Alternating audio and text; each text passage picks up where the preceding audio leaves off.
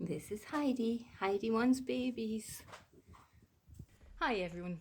Today we're going to talk about how to break a broody hen, or how to stop a hen from being broody. Can you hear those sounds she's making? Very typical broody sounds. Poor Heidi. She's only actually been sitting for 2 days. I can already feel she's losing weight. How you tell is by their keel bone.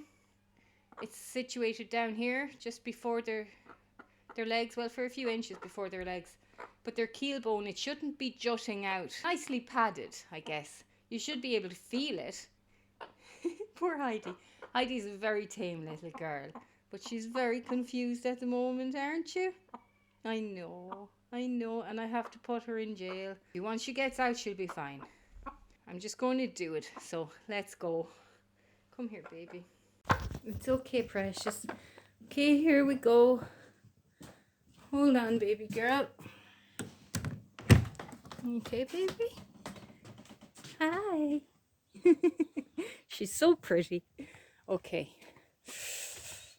Let's do this, doll.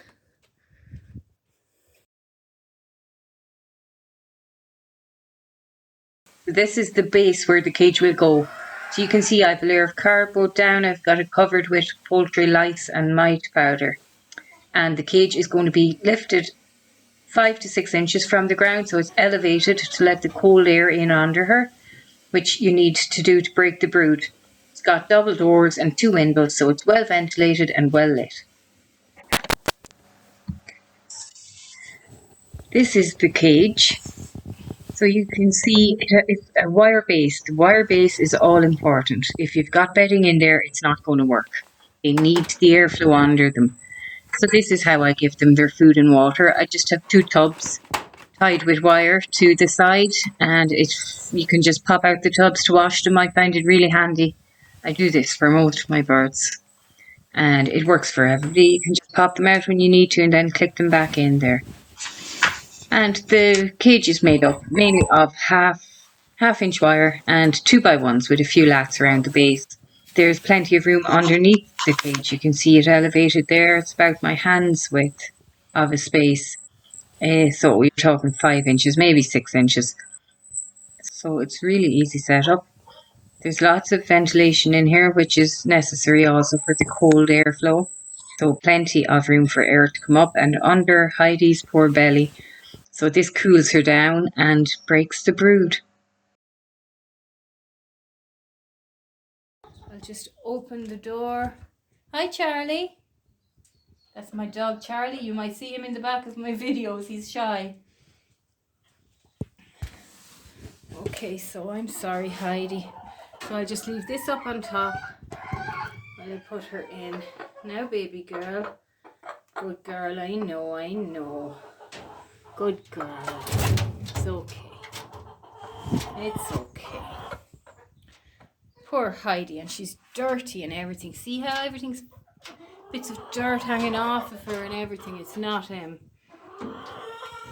right to leave her broody when she can't hatch babies. They just become in a bad way. Are you thirsty? Yes, because I did actually take her off of her nest, so she wasn't up eating or drinking or anything. The water is pink because I've got poultry tonic in there. Just like to take as best care of them as I can. Now also what I will do every day with Heidi is, and with any broody hen, is I will give her daily scrambled egg. Some days then I will also give her peas, because peas have those B vitamins and they're great protein and they're just brilliant for silkies especially, who can be nutrient deficient. She will also get some sardines in sunflower oil. Okay, so we're checking on Heidi. Heidi is in here since Sunday, and today's Tuesday. Hi, Heidi. Hi, precious. Hello, doll. Now she's standing up at least, which is a good sign, because a lot of broody hens I put in here for the first 2 or 3 days, even they can be sitting in the corners if they're on a nest, so they're still adamantly broody. But Heidi's standing, so it shouldn't take too long. But if you listen, you'll hear her broody clucks still. You can't really hear her, but you can see her little beard going with each cluck.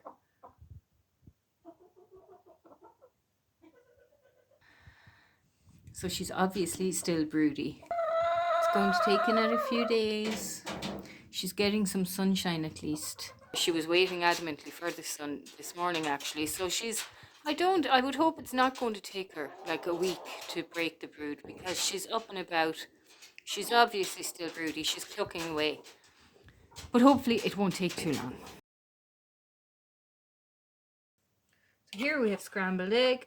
I'm just putting in some sardines for her. And a few peas. It doesn't matter what peas, so long as they're not like tinned in sugar or salt or anything like that. I'll give it a little mash for her. And of course, because she's caged and not able to forage herself, I'll need to add grit so she can digest this. So I have the grit here.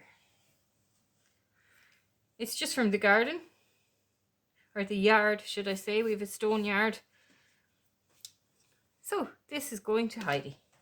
Heidi, yes, I have your treat for you. Hello, darling. Look, Heidi, look. Yeah. Isn't that nice? Good girl. I don't know if you can see, but there are feathers in the cage, so her feathers are dropping. She's still very broody. She's still clucking away. That's the most obvious sign. Good girl. It's all for you. Yeah, good girl. You can't come out, darling.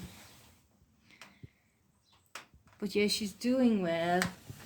She's not eating much, as you can see. Even there's not even much poop under her, so that's unfortunate. But the likes of what I just gave her in there now, that will help a lot.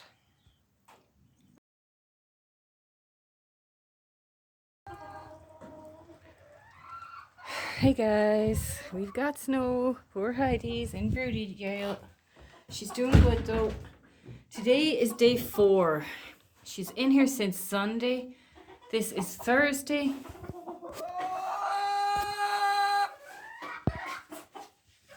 She is still broody. I have been sitting in here with her and she's still making the broody sounds. So she's still broody. She's still not pooing much, which I don't like. You see how the poos are small? A broody poop is normally very big. Now she's not sitting on a nest, so I guess that might cancel that out. But normally there's much more of a mess under.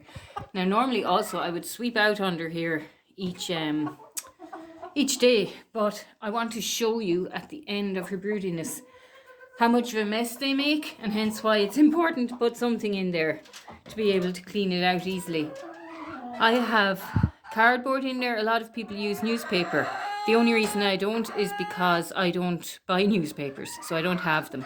But I also find cardboard easier to manage because newspaper can blow around a bit as well.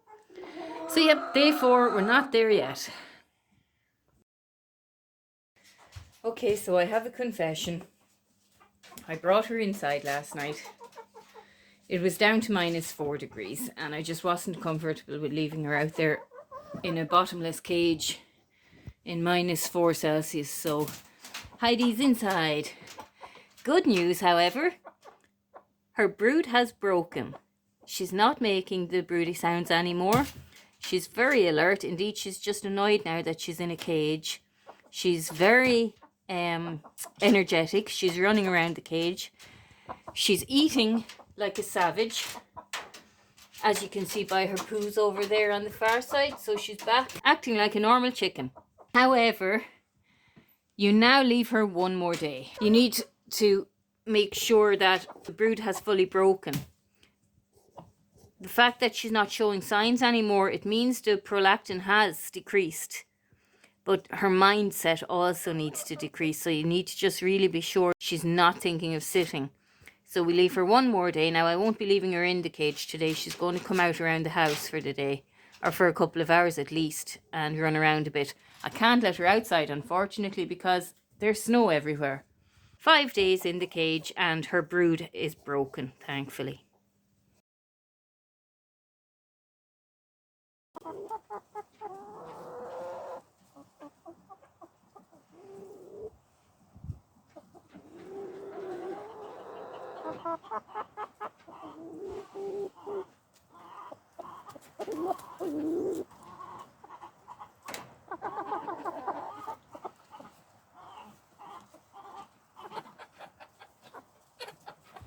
Hey, hey, hey, leave her alone now. She's tiny. Good girl, Precious, good girl.